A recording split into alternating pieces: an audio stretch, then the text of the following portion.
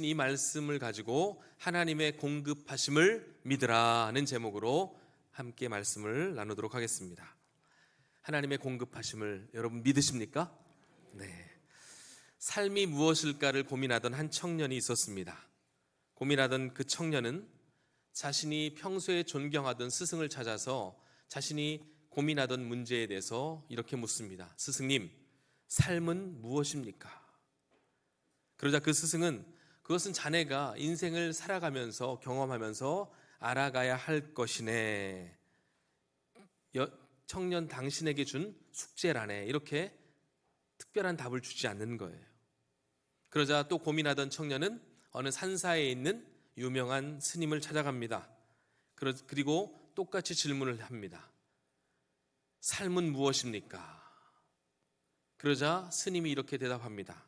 그걸 알면 내가 왜 여기에 있겠나? 내가 알면 여기 산에 있질 않다라는 얘기죠. 확실한 답을 얻지 못한 이 청년이 계속 고민하다가 그러나 길가에 있는 포장마차에서 그 답을 찾게 됩니다. 그 포장마차 편말에 삶은 계란이 붙어 있는 겁니다. 예. 항상 제가 얘기하지만 이제 집에 가시면 웃으시는 분이 계실 거예요. 아, 그게 그거구나. 여러분, 계란, 삶은 계란, 그렇습니다. 예. 계란이 상징하는 것은 밥이에요. 즉, 인생의 모든 문제는 밥의 문제라는 것입니다. 이 문제, 밥의 문제를 해결하면 인생의 문제가 해결된다는 것입니다. 예나 지금이나 사람에게 있어서 가장 중요한 문제 가운데 하나는 바로 먹는 문제라 할 수가 있겠습니다. 그래서 한국 사람들은 중요한 만남을 할 때마다 식사 약속을 잡습니다. 먹는 게 그만큼 중요하다는 것이죠. 얼마나 먹는 게 중요한지 김지하라는 시인은 이 밥은 하늘입니다라는 시를 그렇게 적은 적이 있어요. 밥은 하늘입니다. 하늘을 혼자서 못 가지듯 밥은 서로 나눠 먹는 것, 밥이 하늘입니다. 밥이 입으로 들어갈 때 하늘을 몸속에 모시는 것, 밥은 하늘입니다. 얼마나 밥이 중요한지 밥을 하늘이래요. 예. 그만큼 중요하다는 것이죠.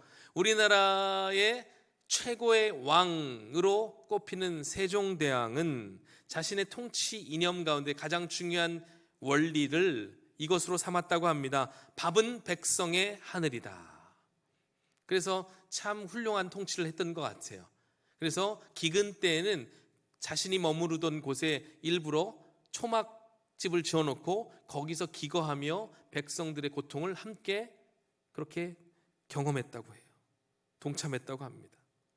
요즘은 자주 안 하는 인사지만 우리 어른들한테 문안 인사할 때 어떻게 합니까? 예, 식사 또는 진지 드셨습니까? 이렇게 인사를 해요. 그만큼 밥의 문제는 우리의 삶에 필연적으로 중요한 문제라는 것이죠. 사회가 발전하고 풍요로워지면서 우리 주변에는 이제 밥을 굶는 절대 빈곤층은 사라져가고 있습니다. 이제는 쌀이 없어 아침을 식기니를 거르기보다는 다른 먹을 것이 많기 때문에 또 다른 이유로 특별히 다이어트라는 이름으로 밥을 거르는 경우가 많이 있습니다. 절대적으로 밥이 없어 굶는 경우는 흔치 않다는 것이죠. 그러면 사회가 풍요로워졌기 때문에 더 이상 우리에게 밥의 문제는 문제거리가 되지 않습니까? 아니요, 그렇지 않습니다. 여러분 왜 이렇게 열심히 일을 하십니까? 여러분 왜 이렇게 열심히 직장에 다니세요? 왜 이렇게 열심히 사업하세요? 그래서 우리는 흔히 사업장, 우리의 직장을 밥줄이라고 합니다. 네, 밥이 그만큼 중요하다는 거예요. 밥줄이 달려 있어요. 왜 이렇게 열심히 사십니까? 그러면 대개 하는 말이 밥줄 달려 있기 때문에 합니다. 네, 밥줄이 달려 있기 때문에 열심히 한다는 거예요. 그렇죠? 밤낮으로 일하고 심지어 직장에 다니는 분들은 상사 눈치 보랴, 또 요즘에는 상사 눈치만 보던 시대가 아니에요. 이제 우리의 누구예요? 후배들 눈치도 봐야 됩니다. 네. 이게 다 밥줄 때문에 그래요. 그러니 여전히 우리 인생에는 밥이 중요하다라고 할 수 있을 것입니다. 자, 우리도 그럴진데 지금으로부터 수천 년 전에 출애굽을 막 한 이스라엘 백성에게 있어서 이 밥의 문제는 너무너무 중요한 문제였습니다. 출애굽을 하고 그들이 나온 곳은 어디였습니까? 광야였어요. 이 광야에 딱 당도하니까, 당도하는 날 기쁨으로 찬양하며 출애굽의 은혜를 노래했던 그날 빼고는 이후부터는 문제가 시작되는 거예요. 3일 만에 문제가 시작되었습니다. 마실 물이 없는 거예요. 그래서 물을 찾아 3일 길을 걸어갔는데 하나를 웅덩이를 발견했는데 하필이면 그 물이 어떤 물이었습니까? 여러분 성경의 지식을 다 가지고 계시잖아요. 무슨 물이었습니까? 그곳의 이름은 마라였어요. 하필 찾았는데 쓴 물이에요. 그렇죠? 예. 그러자 출애굽의 기쁨과 감격은 사라지고 그 입에서 원망과 불평을 하기 시작합니다. 왜 하필 이런 곳으로 우리를 인도하였는가? 여러분, 왜 하필 그들이 쓴 물을 만나게 되었을까요? 하나님이 왜 그들의 처음부터 그들에게 단물을 주지 않으셨을까요? 신학자 칼빈은 이것에 대해서 우리에게 명확한 메시지를 주고 있습니다. 하나님께서는 단물을 먼저 주실 수도 있으셨습니다. 그러나 하나님은 쓴 물로서 그들 속에 잠재되어 있는 쓴 뿌리를 드러내고자 하신 것입니다. 이스라엘 모든 사람들이 물이 부족하기 전 하나님을 노래했습니다. 찬송했습니다. 그러나 쓴물을 만나자 그들의 태도가 일순간 변하기 시작합니다. 우리를 생각해 보세요. 우리 또한 문제가 없어 보일 때, 평안할 때는 늘 하나님을 찬양하는 것 같습니다. 기쁨으로 삶을 사는 것 같습니다. 나름대로 신앙생활 잘하는 것 같습니다. 문제가 없어 보입니다. 스스로 후한 평가를 내립니다. 이 정도면 잘하고 있어. 괜찮아. 예배도 잘 드리고 봉사도 하고 심지어 새벽도 깨워. 괜찮아. 그런데 쓴물을 만나게 될 때 우리 자신이 드러내는 태도를 볼 때면 우리가 얼마나 연약하고 형편없는 존재인지를 금세 알게 됩니다. 평소 실력이 드러나는 것이죠. 하나님은 종종 우리를 이처럼 마라의 쓴물 앞으로 인도하실 때가 있다는 것입니다. 왜 그럴까요? 왜 그럴까요? 여러분, 하나님의 은혜를 받기 위해서는 먼저 우리 자신이 어떤 존재인지를 알아야 된다는 거예요. 우리는 하나님의 은혜 밖에는, 하나님의 은혜 없이는 살아갈 수 없는 존재임을 알게 하시려면 우리가 어떠한 존재인지를 먼저 깨닫게 하시는 거예요. 우리의 민낯을 보게 하시는 것입니다. 우리는 은혜 없이는 살아갈 수 없는 존재라는 것을 깨닫게 하시는 거예요.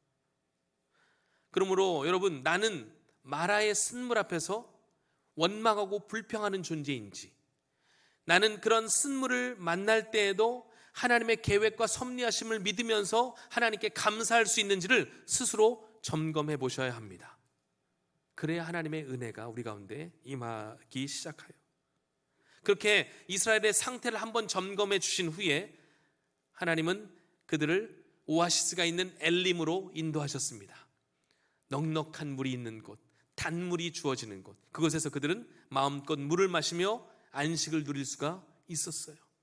자, 그런데 그때 하나님이 뭐라고 하시느냐? 나는 치유하는 하나님이다. 나는 너희를 치료하시는 하나님이다. 할렐루야. 우리 하나님이 어떤 분이시라고요? 치료하시는 하나님이십니다. 할렐루야. 이 능력과 은혜를 전적으로 신뢰하시기를 축복합니다. 하나님은 치유하는 하나님이에요. 우리 모든 문제의 근원을 다 알고 계시는 분이십니다. 그분께 맡기라는 거예요. 자, 그렇게 하나님께서 엘림으로 인도하셔서 그들을 물을 마시게 하셨습니다. 그리고 나서 하나님은 또 그들을 이제 인도하시는데 이제 한 달째가 되었어요. 또 다시 문제가 발생합니다. 어떤 문제가 발생합니까? 밥이 떨어진 거예요. 식량이 떨어진 것입니다. 드디어 밥의 문제에 직면하게 된 거예요. 그러자 이스라엘이 엘림에서 받았던 그 은혜를 잊고 또다시 모세와 아론을 원망하기 시작합니다. 3절 말씀 우리가 읽지 않았는데 3절 한번 읽어보도록 하겠습니다. 같이 읽습니다. 시작. 이스라엘 자손이 그들에게 이르되 우리가 애굽 땅에서 고기 가마 곁에 앉아있던 때와 떡을 배불리 먹던 때 여호와의 손에 죽었더라면 좋았을 것을 너희가 이 광야로 우리를 인도해내어 이 온 회중이 줄여 죽게 하는도다. 참 이럴 때는 아멘 하기도 어색해, 그죠? 불평하는데 거기다가 아멘 하기도 참 어색. 그러면 우리도 불평한다는 거잖아요. 예. 여러분, 이 원망 어떻게 보세요? 당연한 듯 보이죠? 당연히 식량이 떨어졌으니까. 그런데 이들의 원망을 자세히 살펴보면 얼마나 어처구니 없는 원망인지, 이들이 얼마나 큰 착각을 하고 있는지를 알 수가 있습니다. 지금 뭐라고 하고 있어요? 한마디로 애굽에 있었을 때가 더 좋았다는 것입니다. 여러분, 이게 말이 됩니까? 애굽에 그들이 어떻게 있었는데요? 자유민이었습니까? 풍족한 삶을 살았습니까? 노예였어요. 여러분, 그 당시 노예는요, 주인의 부속품에 불과합니다. 생사여탈권이 주인에게 있습니다. 내일이라도 당장 죽을 수도 있는 존재예요. 설령 노예가 아무리 배불리 먹었다 한들 그것으로 만족할 수 없는 것입니다. 실제 얼마나 배불리 먹었겠어요, 노예가. 그렇죠? 그들의 삶에 평안이 없었습니다. 늘 불안했습니다. 언제 어떻게 될지 모르는 그런 신세였습니다. 그러니까 하나님께서 그들을 불쌍히 여기셔서 출애굽의 은혜를 주셨죠. 심지어 마지막에 바로가 그들을 얼마나 괴롭게 했는지, 벽돌을 만들 때 짚을 주지 않자 그들이 막 화를 내요. 모세와 아론이 길가에 서 있는 걸 보고 이렇게 따지듯이 말합니다. 너희가 우리를 바로의 눈과 그의 신하의 눈에 미운 것이 되게 하고 그들의 손에 칼을 주어 우리를 죽이게 하는도다. 바로가 죽이겠다는 거예요. 근데 그 상태가 좋은 상태였다고요? 이 사람들의 특징이 뭔지 아세요? 껄핏하면 죽는데요, 여러분. 물 없으면 죽겠다, 양식 없어서 죽겠다, 또 뒤에 가면 계속 죽는다는 거예요. 애굽에 있을 때는 바로가 자기를 죽인다고 해놓고, 이제는 밥 없는 곳에 자기들을 데려다 놓고 모세와 아론이 자기들을 죽이겠다고 합니다. 얼마나 허풍이 심한지 몰라요. 배고프면 사람이 이성을 잃긴 합니다. 그렇죠? 네. 금식을 해보면 알아요. 3일 금식하는데 첫째 날이 제일 배고프더라고요. 제가 그래서 한 번은 우리 집회할 때 저희 아이들 다 금식 시켜놓고 저는 막 슈퍼 가서 빵을 먹을까 말까 막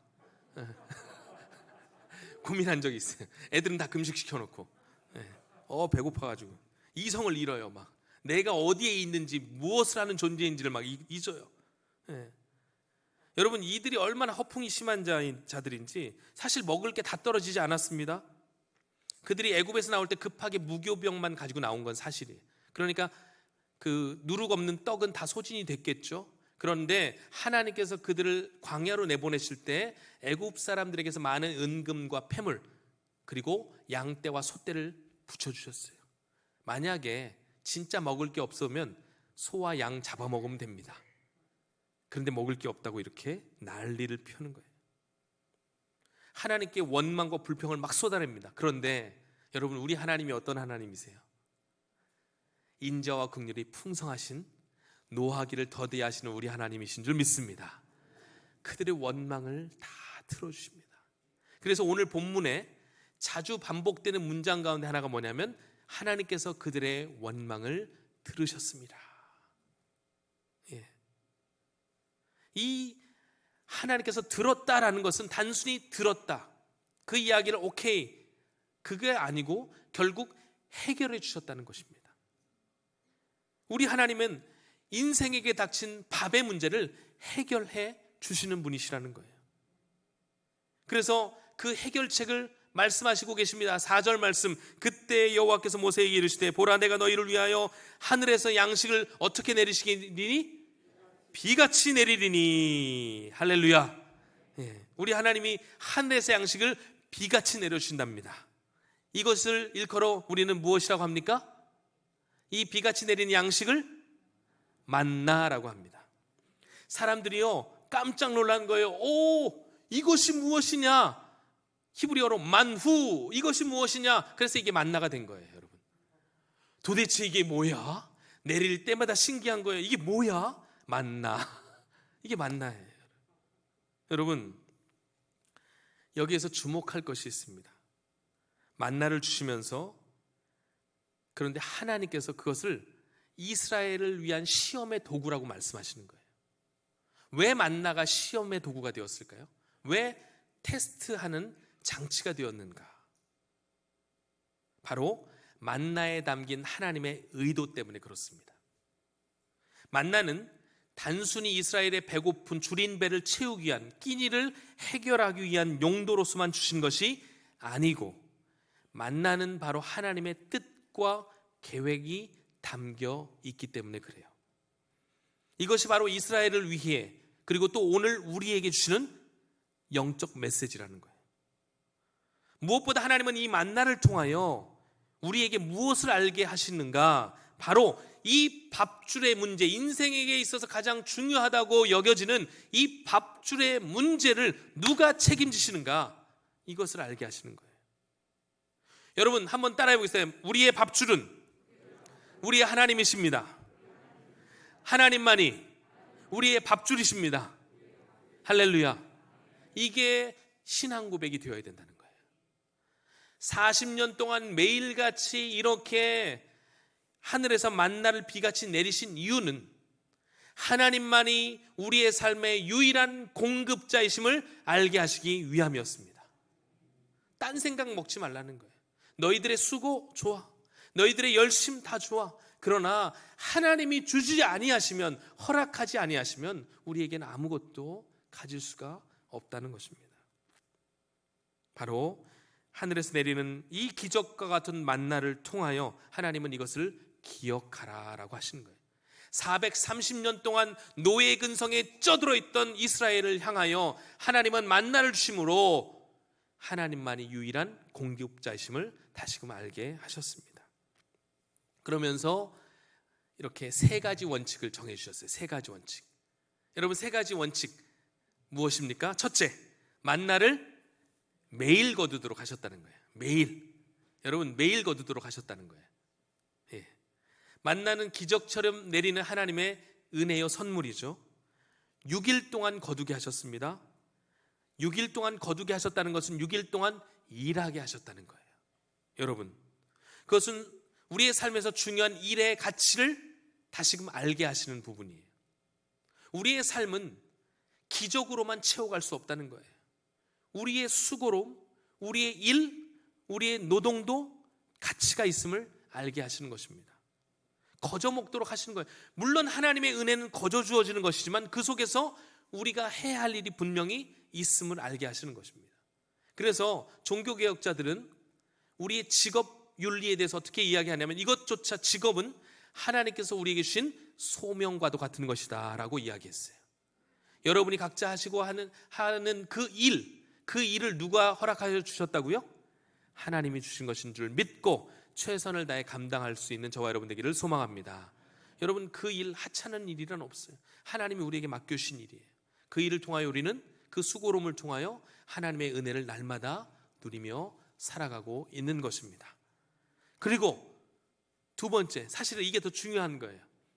매일 거두도록 하셨지만 어떻게 거두도록 하셨습니까? 각자 먹을 만큼만 거두도록 하셨습니다. 다음 날까지 남겨두지 말라는 거예요. 16절부터 18절에 보니까 너희 각 사람은 먹을 만큼만 거둘지니 한 사람의 한 오멜씩 거두되 각 사람은 먹을 만큼만 거두었더라, 이렇게 나와 있어요. 분량을 정해 주셨다는 거예요. 한 오멜, 한 2리터 정도 되는 분량이라고 해요.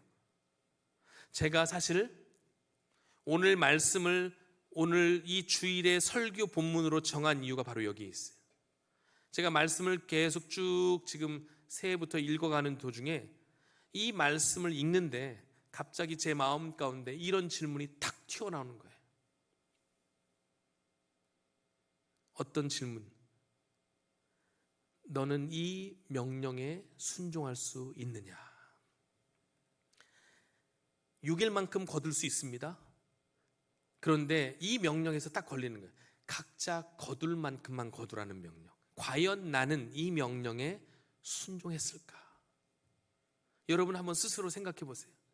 하나님이 여러분 모두에게 각자 거둘 만큼만 거두라고 하셨고 분량을 정해 주셨는데 과연 나는 그 분량에 정해진 만큼만 거두었을까? 아니면 더 이상 거두었을까? 자꾸 근데 제가 어떤 생각이 들었냐면 난 좀 더 거뒀을 것 같아. 솔직히 막 그런 생각이 드는 거예요. 내가 더 거두지 않았을까? 이런 생각이 막 드는 거예요. 과연 몇 분 정도가 이 말씀에 온전히 순종할까? 이런 생각도 들고요. 여러분 생각해 보세요. 지금 이스라엘은 지금 이런 경험이 처음이에요. 그리고 이들이 지금 살아가고 있는 것은 광야입니다. 광야라는 땅은 내일을 기약할 수 없는 땅이에요. 내일 또다시 만나가 주어질지 안 주어질지 모르는 일이에요. 하나님 마음이기 때문에. 그러면 사람들은 그때부터 어떻게 생각해요? 꾀를 내기 시작합니다. 살 길을 모색하는 것이죠. 하나님은 각자 분량만큼만 거두라고 하셨는데 분명 개 중에 더 거둔 사람이 있죠. 그러자 모세가 화를 내는 거예요. 왜요? 그 양식은 어떻게 되었습니까? 썩어버렸어요. 냄새가 났습니다. 왜 하나님은 굳이 하루치 또 먹을 만큼만 거두게 하셨는가? 여기에 중요한 만나의 영성이 있는 거예요. 바로 하나님의 백성은 꾀를 내어 먹고 살지 말고 날마다 하나님의 공급하심을 믿고 의존하며 살라는 것입니다. 꾀를 내지 말라는 거예요. 하나님의 말씀보다 앞서지 말라는 거예요. 하나님은 하나님의 공급하심을 굳이 믿지 않아도 꾀와 요령으로 그렇게 잘 꾀와 요령을 피우면 잘 살 수 있을 것을 차단하시는 거예요. 이런 거는 세상 방식이라는 거예요. 가나안 방식이라는 것입니다. 여러분 꾀 부리는 사람은 시대를 초월하여 언제나 있습니다. 만일 생각해 보세요. 제가 생각해 봤거든요. 하나님이 야 거둘 수 있을 만큼 다 거둬 라고 했다면 어떻게 됐을까요? 제가 딱 그 질문을 던지면서 생각난 장면이 뭐였냐면 백화점 박앤세일 할 때, 그것도 그냥 박앤세일 말고 폭탄 세일 할 때, 블랙 프라이데이 같은, 그러면 막 개장 시간부터 앞에 진을 칩니다. 먼저 들어가려고. 그러면서 어떻게 해요? 문이 열리자마자 막 그 경비원 다 밀치고 가서 막 잡아매고 서로 잡으면 막 멱살 잡고, 그죠? 네. 여러분들은 그런 분들은 안 계실 거라고 확신해요. 우리 교회는 품격 있는 교회이기 때문입니다. 그런 거는 저기 이상한 동네에서 하는 일이고요. 그런데 여러분, 하나님께서 마음껏 거두라고 하셨으면 그때부터 인간의 이 죄의 본성이 작동을 하기 시작해요. 탐욕이 지배를 하기 시작합니다. 남보다 더 많이. 이게 우리의 우상이 돼요. 남보다 더 많이. 사람은 그런 존재예요. 그리고요, 남보다 더 많이 가졌습니다. 그게 복이 될까요? 아니요. 만나를 쌓아두기 시작하면 소유가 우상이 되어버려요. 하나님은 날마다 하늘에서 내리는 만나를 통하여 하늘을 바라보도록 하셨어요. 하나님의 공급하심을 기대하라고 하신 거예요. 그런데 사람이 무엇인가를 쌓아두기 시작하면 하늘의 하나님을 기대하지 않고 내 소유를 바라보게 됩니다. 여기에 집착하게 되는 거예요. 그러면 하나님의 의도가 사라지는 거예요. 하나님은 만나를 주시면서 하늘의 하나님을 기억하고 하나님만이 공급자이심을 믿고 의지하라고 했는데 내 소유, 내 것, 여기에 우리의 눈이, 시선이 머물게 되는 거예요. 이것이 우상이 되어버립니다. 기껏해서 바로의 종로로 타던 그들을 하나님께서 출애굽하여서 자유민 되게 하시고 하나님만 섬기도록 하셨는데 또다시 또 다른 우상이 그들을 제압해버리는 거예요. 그들은 또 다른 우상의 종이 되어버리는 신세가 되는 것입니다. 그래서 하나님은 그러한 이스라엘 백성들을 잘 아셨기에 분량만큼 거두도록 하신 것입니다. 왜 나에게 더 풍요로운 것을 주지 않으시는가? 이만큼 더 있으면 내가 더 풍요로워지고 더 많은 것을 주님께 드릴 텐데, 아니에요. 지금 있는 것에 만족하시는 저와 여러분 되기를 소망합니다. 하나님이 그것을 우리에게 은혜로 주신 거예요. 그렇게 늘 우리는 이런 질문을 스스로에게 던져보아야 합니다. 나는 작은 일처럼 보이는 말씀에도 늘 순종하고 있는가? 우리는 의외로 큰 계명들은 잘 순종해요. 살인하지 말라. 여기 안 계시죠? 그런 분? 간음하지 말라, 도둑질하지 말라, 남의 것을 탐내지 말라. 우리는 그런 것들은 의외로 잘 지킵니다. 그런데 이 작은 말씀, 필요한 것 이상으로 거두지 말라는 말씀은 우리가 무시하고 우리의 형편을 따라서 잔꾀를 내요. 저 같으면 그랬을 것 같아요. 아유, 하나님, 저 애 셋이잖아요. 아시잖아요. 이제 조금 더 거두겠습니다. 이러지 말라는 거예요. 두 번째, 말씀보다 우리의 밥벌이가 앞서고 있지는 않는가. 남보다 더 많이라는 우상에 빠져 있지는 않은가. 우리의 스스로 던져보아야 할 질문입니다. 이런 질문을 통하여 내 소유로 인해 만족을 누리는 삶이 아닌 하나님의 공급하심으로만 만족을 누리는 저와 여러분 되기를 소망합니다. 마지막으로 만나가 언제는 거두지 말라고 하셨습니까? 안식일, 오늘날로 말하면 주일이 이렇게 되겠죠. 안식일에는 거두지 말라고 하셨어요. 즉 그 전날 이틀치를 거두게 하셨죠. 그 얘기는 만나는 안식일을 지키도록 하셨다는 거예요. 이게 참 중요해요. 6일 동안 매일매일 거두다가 6일째는 이틀치를 거두게 하셨습니다. 보통 때는 썩었는데 안식일을 위해 거둔 양식만큼은 썩지 않았습니다. 그죠? 하나님은 이런 기적을 통하여 안식일의 중요성을 알게 하신 거예요. 신명기 8장 3절에 너를 낮추시며 너를 줄이게 하시며 또 너도 알지 못하며 내 조상들도 알지 못하던 만나를 내게 먹이신 것은, 이렇게 중요합니다. 사람이 떡으로만 사는 존재가 아니요 여호와 입에서 나오는 모든 말씀으로 사는 줄을 내가 알게 하려 하심이니라. 아멘. 우리는 떡으로 만족하는 존재가 아니라는 것입니다. 사람은 밥으로만 사는 존재가 아닌 하나님의 말씀으로 사는 존재임을 깨닫게 하시기 위하여 주님은 그렇게 하신 거예요. 이것을 체험한 사람은 소유의 문제, 경제의 문제를 뛰어넘으며 살아갈 수 있습니다. 말씀대로 살아가면 하나님이 공급해 주신다는 것을 믿으시길 바랍니다. 여러분, 이게 진짜 신앙의 원리라는 거예요. 말씀대로 살아가면 하나님이 책임져 주십니다. 우리 예수님도 다시 한번 이 말씀을 확인해 주셨습니다. 그러므로 너희가 너희에게 이르노니 목숨을 위하여 무엇을 먹을까, 무엇을 마실까, 몸을 위하여 무엇을 입을까 염려하지 말라. 목숨이 음식보다 중하지 아니하며 몸이 의복보다 중하지 아니하냐. 공중의 새를 보라. 심지도 않고 거두지도 않고 창고에 모아들이지도 아니하되 너희 하늘 아버지께서 기르시나니 너희는 이것들보다 귀하지 아니하냐. 하나님이 책임져 주신다는 것입니다. 물질 만능주의를 살아가는 이 시대 속에서 더더욱 우리의 믿음이 필요한 줄 믿습니다. 또한 안식일에 만나가 내리지 않으므로 하나님의 공급하심을 믿는 자들에게는 진정한 안식과 쉼을 허락하시기 위함이었어요. 이스라엘은 얼마 전까지 노예였습니다. 노예는 아까도 얘기했지만 노예 근성이라는 것은 어떻게 하든 가지고 있어야 되는 거예요. 어떻게 하든 채워놔야 되는 거예요. 그러니까 이렇게 이야기했음에도 불구하고 분명히 안식일에 또 나가서 거두려고 했던 사람이 있잖아요. 그러니까 하나님은 강제로 안 주신 거예요. 그러면 어떻게 해요? 강제로 휴식을 갖는 것이죠.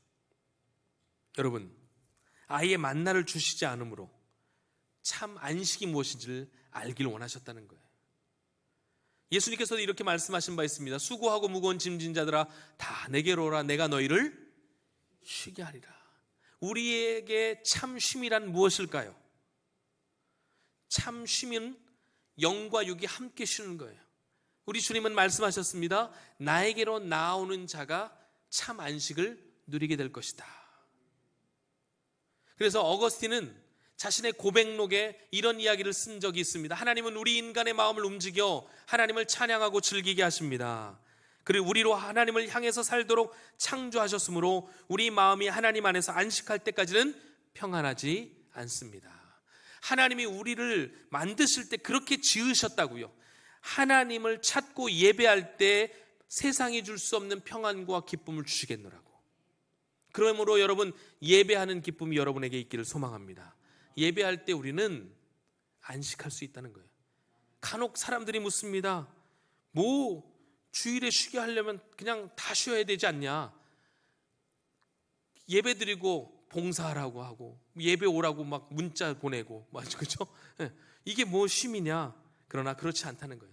예배만이 우리의 영혼의 안식을 줄 수 있다는 것입니다. 말씀을 정리하겠습니다. 그러므로 우리가 지키는 이 안식일 주일은 하나님의 공급하심을 절대적으로 신뢰하는 믿음 가운데 우리의 영과 육이 쉬는 날이에요. 일에도 영성이 필요하듯 쉼에도 영성이 필요합니다. 세상 사람들은 노는 것을 쉼이라고 생각하고 돈이 있어야 잘 쉴 수 있다고 생각합니다. 그러나 그렇지 않아요. 영혼의 만족이 있을 때야 비로소 참된 안식이라고 성경은 우리에게 말씀하고 있습니다. 그리고 그 영혼의 만족은 예배를 통해 예수 그리스도를 만남으로 얻게 되는 복이라고 성경은 이야기합니다. 결국 이 만나를 통해서 우리 하나님이 보여주시고자 하시는 것은 예수 그리스도를 보게 하시는 거예요. 만나와 예수님의 공통점이 있습니다. 하늘에서 내리는 거예요. 하늘에서 내리는 것입니다. 그러나 차이점이 있습니다. 만나를 먹은 자는 죽었습니다. 그러나 하늘의 양식인 예수 그리스도를 믿고 먹고 마시는 자는 영생을 얻게 되었습니다. 할렐루야. 그러므로 우리의 삶의 동력은 언제나 누구로부터 기인하는 것입니까? 하나님으로부터. 이 생명의 양식인 우리의 하늘 양식인 예수 그리스도를 먹고 마심으로써 예배함으로써 우리에게는 참된 만족과 기쁨이 있게 된다는 사실입니다. 인생의 모든 문제는 밥의 문제라고 이야기 드렸습니다. 그 밥의 문제를 해결하실 수 있는 유일하신 분은 우리 구주 예수 그리스도이심을 믿습니다. 그 주님만을 찬양하며 경배하는 저와 여러분 모두가 되시기를 주님의 이름으로 축원합니다. 아멘. 우리 함께 찬양하고 기도하도록 하겠습니다.